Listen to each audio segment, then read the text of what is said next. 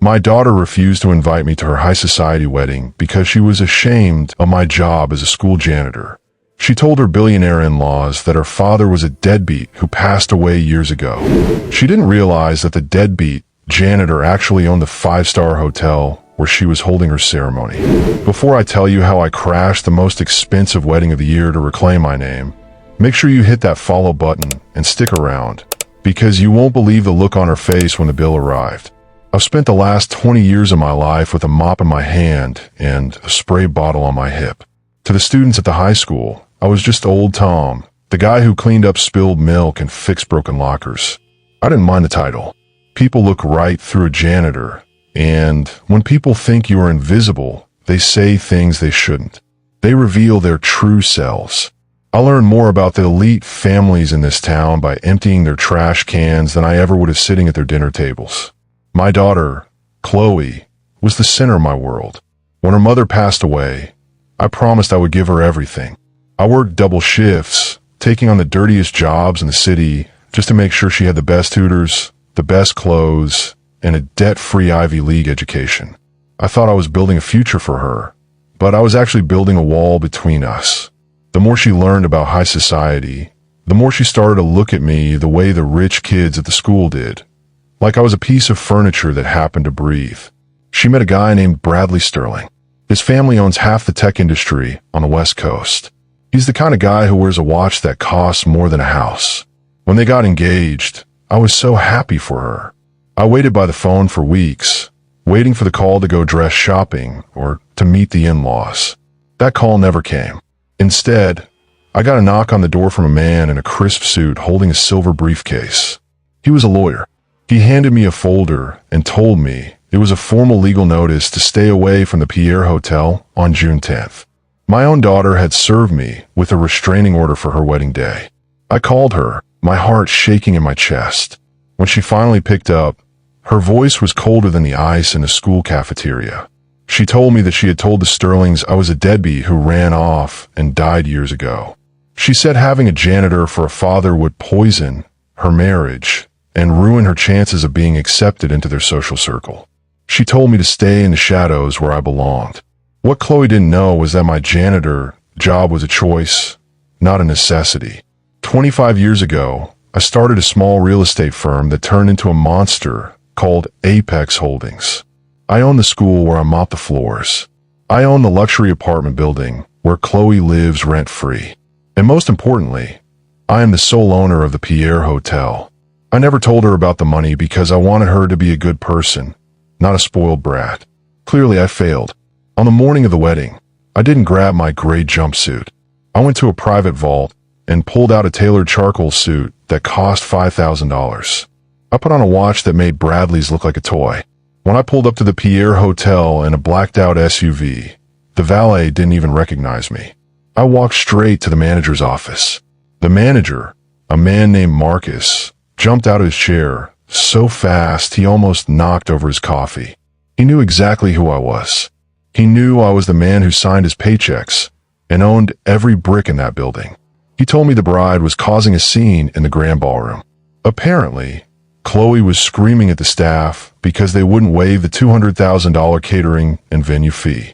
She was telling everyone that as a high society VIP, she shouldn't have to pay. Marcus asked me what he should do.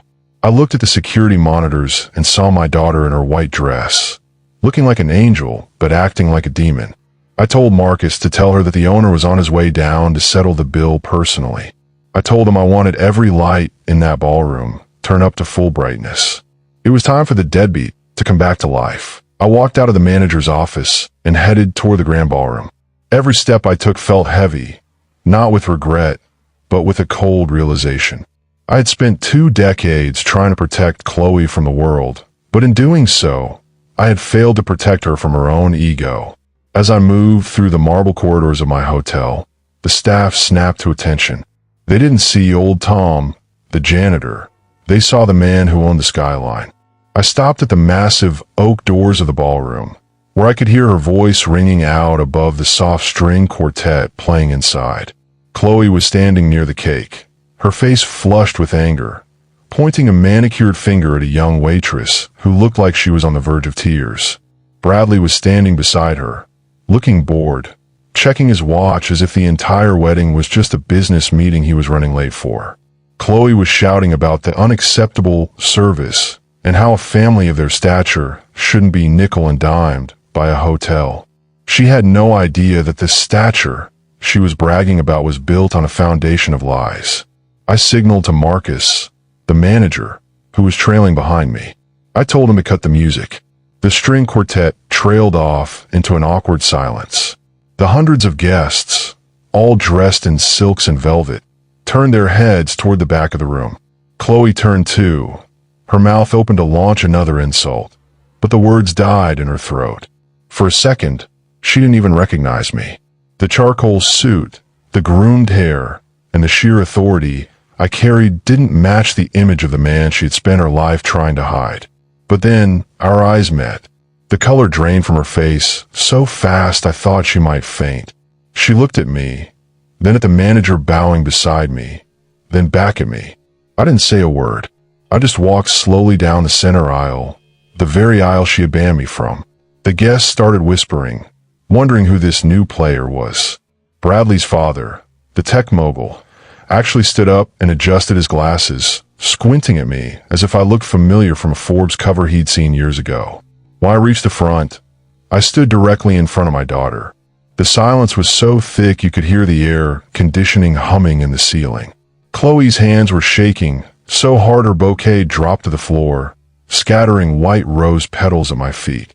She leaned in and hissed under her breath, so quiet that only I could hear, "What are you doing here?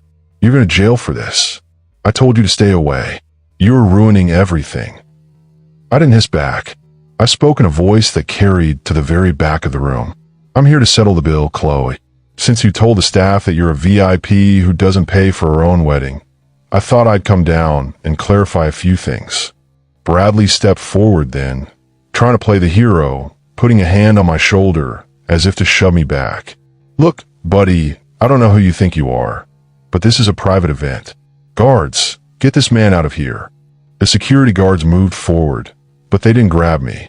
They stood behind me, hands folded, waiting for my orders. I looked at Bradley and then back at Chloe. "Bradley, I suggest you take your hand off me before you lose your job. Because as of 5 minutes ago, I reviewed the lease for Sterling Tech's headquarters in the downtown district. It turns out I'm your landlord there too." The room erupted in gasps. Chloe's mother-in-law stood up, her face a mask of confusion. "Chloe, darling, who is this man? You said your father was a diplomat who passed away in Switzerland." I turned to the woman and gave a polite, icy nod. "A diplomat? Is that what she told you?" "No, ma'am. I've spent the last 20 years mopping floors at the high school where your son graduated.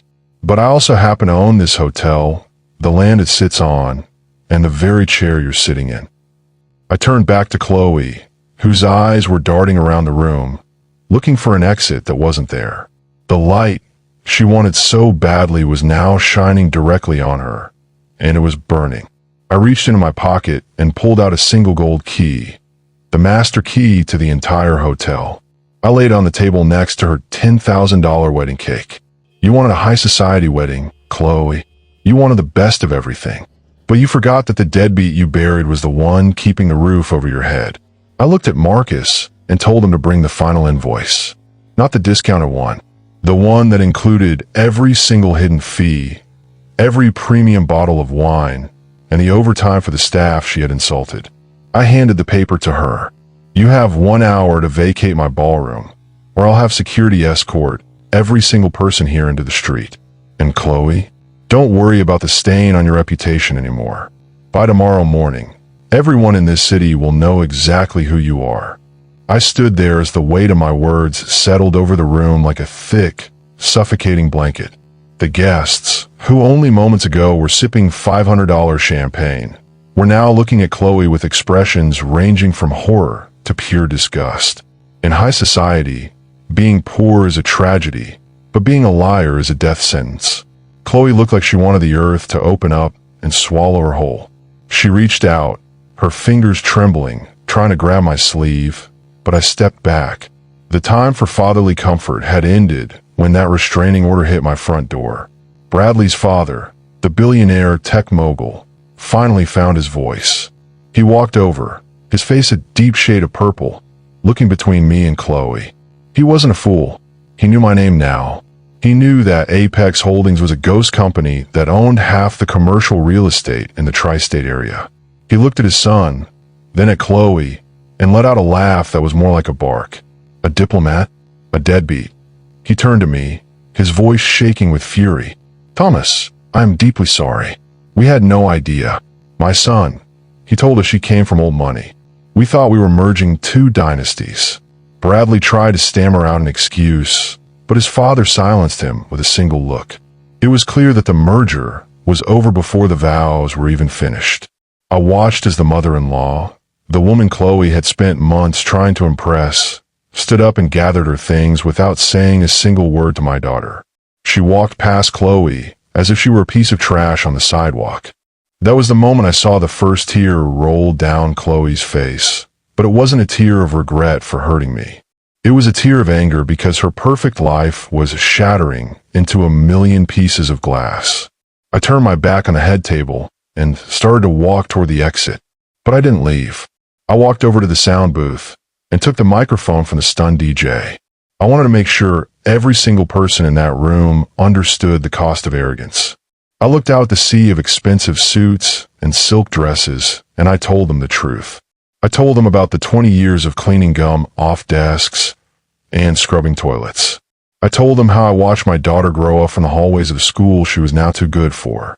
I told them that the man they saw standing there wasn't a billionaire who happened to be a janitor. I was a janitor who happened to be a billionaire. As I spoke, I noticed a group of people standing near the kitchen entrance.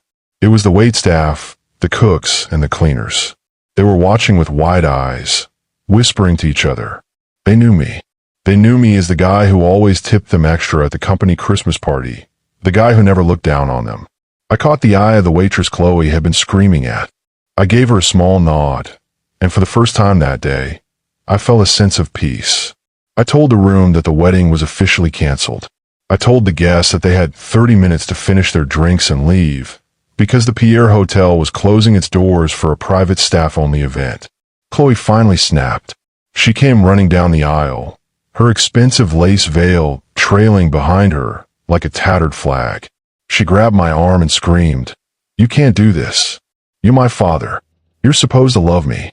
You're ruining my life over a stupid secret." I stopped and looked at her. I looked at the daughter I had sacrificed everything for, and for the first time, I didn't see my little girl. I saw a stranger. I told her that I did love her, and that was exactly why I was doing this. I told her that the life she was talking about was a lie, and you can't build a house on a foundation of sand. She began to wail, a high-pitched, ugly sound that echoed off the gold leaf ceilings. Bradley was already being pulled away by his father, who was whispering loudly about annulments and protecting their brand. The high society wedding had turned into a circus, and Chloe was the only one left in the ring. I handed the microphone back to the DJ and signaled for my security team. I told them to make sure that not a single piece of jewelry or designer clothing left that hotel unless it was paid for. Since she claimed I was a deadbeat who didn't exist, she could start her new life the way she claimed I lived mine, with absolutely nothing. I walked out of the ballroom and back into the quiet of the lobby. But I wasn't going home to my small house. I went up to the royal suite, the most expensive room in the city, and sat down in the silence. I looked at my hands, the hands that still had the faint scent of bleach on them, despite the expensive soap I had just used. I realized that the secret was finally out, but the real work was just beginning. I knew Chloe wouldn't stop here. She was a fighter, just like I was, but she fought for the wrong things. I sat there and waited for the phone to ring, knowing that by tomorrow, the deadbeat janitor would be the headline of every newspaper in the country. By the next morning, the silence in the royal suite was broken by the sound of 1,000 notifications. The news had traveled faster than a wildfire. Social media was exploding with the story of the ghost billionaire who mopped floors by day and ran an empire by night. But I wasn't looking at the headlines. I was looking at the security footage from the lobby. Chloe was still there. She hadn't left. She was sitting on her designer suitcase near the spinning glass doors, looking like a ghost in her crumpled wedding dress. Bradley and the Sterlings were long gone. Their lawyers had already released a statement before sunrise, severing all ties with the Vance family. I decided it was time for one last lesson. I headed down to the lobby, not in my charcoal suit, but back in my old, faded janitor's jumpsuit. I carried my mop and my bucket. When the elevator doors opened and I stepped out, the lobby fell silent. The wealthy travelers checking in stared at me in confusion, but the hotel staff just nodded in respect. I walked right up to where Chloe was sitting. She looked up, her eyes red and puffy, her makeup smeared across her face. When she saw me in the jumpsuit, she let out a bitter, jagged laugh. She told me I was sick for playing these games, and that I had humiliated her just to prove a point. I didn't answer right away. I pulled out a yellow caution, wet floor sign, and placed it right next to her suitcase. I told her that the point wasn't to humiliate her. The point was to see if she could handle the truth. I asked her if she realized that every person she had tried to impress for the last 5 years had disappeared the second the money was at risk. I pointed to the doors and told her that Bradley was already at a different hotel, probably looking for a new heiress to marry. Chloe screamed that it was my fault, that I had lured her into a trap. She said that if I really owned all this, I should have just given her the money and stayed out of her way. That was when I realized she still didn't get it. She thought the light she wanted was something you could buy or steal. I leaned on my mop and told her a story she had never heard. I told her about the year she was 5, when I lost my first business and we lived out of my truck for 3 months. I told her that the reason I started mopping floors back then was because it was the only job that paid cash daily, so I could buy her milk and medicine. I told her that I kept the jumpsuit all these years to remind myself that a man's worth isn't measured by the height of his office building, but by the weight he is willing to carry for the people he loves. Chloe stared at me, and for a split second, I saw a flash of the little girl I used to know. But then, her phone buzzed. It was a text from one of her high society friends, likely mocking her. Her face hardened instantly. She stood up, wiped her face, and told me that she didn't care about my sob stories. She told me that since I owned the hotel, she was going to sue me for emotional distress and take every penny I had. She said that if I wanted to be a janitor so bad, she would make sure I was scrubbing toilets for the rest of my life. She grabbed her bag and stormed toward the exit, shouting that I would be hearing from her new legal team. I watched her walk out into the bright morning sun. I knew she didn't have a new legal team. I knew she didn't even have enough money in her personal account to pay for a cab ride. But I let her go. I turned back to the lobby floor and started to mop. The manager, Marcus, came over and tried to take the mop from me, looking embarrassed that the owner was doing manual labor in front of the guests. I told him to let me finish. I told him that sometimes you have to clean up the mess before you can see the floor again. An hour later, my phone rang. It was my head of security. He told me that Chloe had tried to check into 3 different hotels in the city using her VIP status, but every single one of them had declined her. Word had gotten out that her credit was tied to Apex Holdings, and I had frozen every single account associated with her name. She was currently standing on a street corner in the rain, still in her wedding dress, with nowhere to go. My security chief asked if he should send a car to pick her up. I looked out the window at the gray clouds rolling in over the city. I told him to wait. I told him that she needed to feel the cold for a little while, because the light she loved so much doesn't mean anything if you've never been in the dark. I went back to my office and pulled out a fresh file. It was a deed to a small, 1-bedroom apartment in the roughest part of town, the same neighborhood where I started. I also pulled out a job application for an entry-level cleaning position at one of my smaller warehouses. I laid them on the desk. This was the final part of the test. I was going to offer her a choice. She could have a roof over her head and a job to earn her own way, or she could keep chasing the ghost of a life that never belonged to her.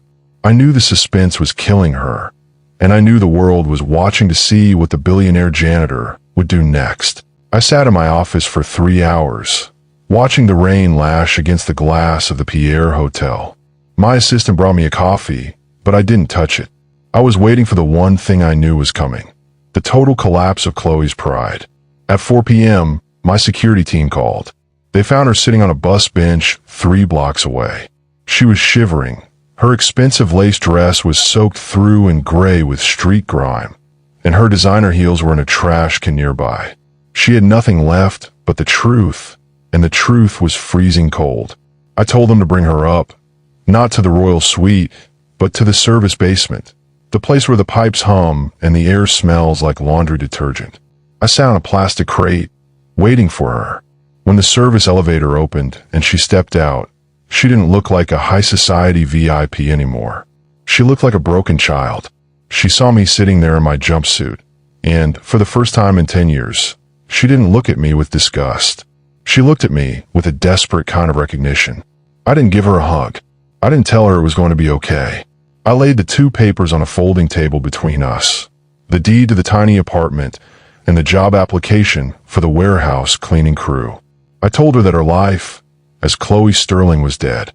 I told her that the diplomat's daughter was buried, and all that was left was Chloe Vance, the daughter of a janitor. I told her she had 2 choices. She could take these papers and start at the bottom, earning $10 an hour and learning the value of $1, or she could walk out that door and try to find a billionaire who would take her in. But I warned her, billionaires don't marry girls with no name and no money. Chloe looked at the papers, and then she looked at me. She asked me why I was being so cruel. I told her that giving a spoiled child everything is not love. It's a slow-acting poison. I told her that I mopped floors for 20 years so she could have a better life. But she used that life to become a person I didn't recognize. I told her that the only way to find her soul again was to scrub away the ego she had built up. I stood up and started to walk toward the elevator, leaving the papers on the table. I told her I would give her 5 minutes to decide. As the elevator door started to close, I saw her hand reach out. She grabbed the pen. She didn't grab the deed to the apartment first. She grabbed the job application. She started to cry, not the loud, screaming cry of the ballroom, but a quiet, heavy sob of someone who finally realized they had lost everything that actually mattered. I let the doors close. I went back to my penthouse, but I didn't celebrate. My heart was heavy, but for the first time in a long time, I felt like a father again instead of just a bank account. 6 months later, I drove my old, beat-up truck to a small warehouse on the edge of the city. I looked through the window of the loading dock. I saw a young woman in a gray jumpsuit, her hair tied back in a messy bun, scrubbing the oil off the concrete floor. She was focused. She wasn't looking at her reflection in the windows. She was looking at the work. When she finished the row, she stood up and wiped the sweat from her forehead with the back of her hand. She looked exhausted, but she looked real. I walked inside, the scent of floor wax hitting me like an old friend. She looked up and saw me. She didn't run to me asking for money. She didn't ask for a promotion. She just held up her mop and said, "I missed a spot in the corner, Dad. Give me 10 minutes and I'll be done." I smiled, and this time, it wasn't a cold smile. It was the smile of a man who had finally cleaned up the biggest mess of his life. I told her I'd wait in the truck, and that we were going to get the cheapest burgers in town. My treat. My daughter had been ashamed of my job, and she had lied to the world to hide me.